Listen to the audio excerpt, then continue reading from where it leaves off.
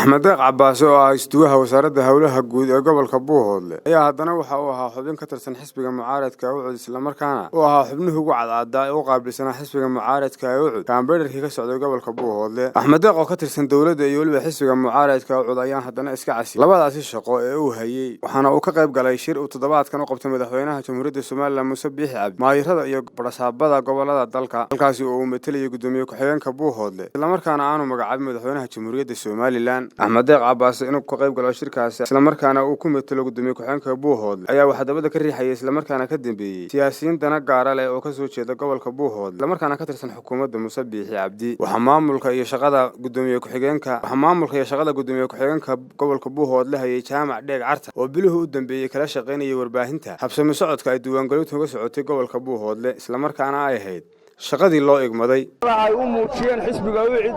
waa xisbigii cadaaladda iyo daryeelka waa idinka mahad celinaynaa sida sharafta leh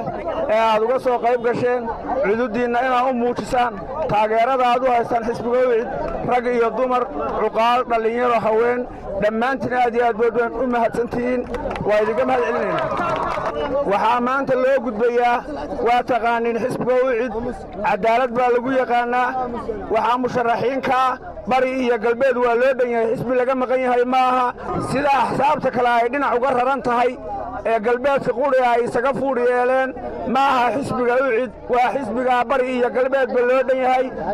war codkeena soo UCUD ma siino UCUD maanta waa aragtaan taageerada uu ka haysto degmada Wudud ee gobolka Buuhoodle gobolada Soomaaliland iyo degmooyinka Soomaaliland cududiisa waa aragteen waana arki doontaan maanta waa maalintii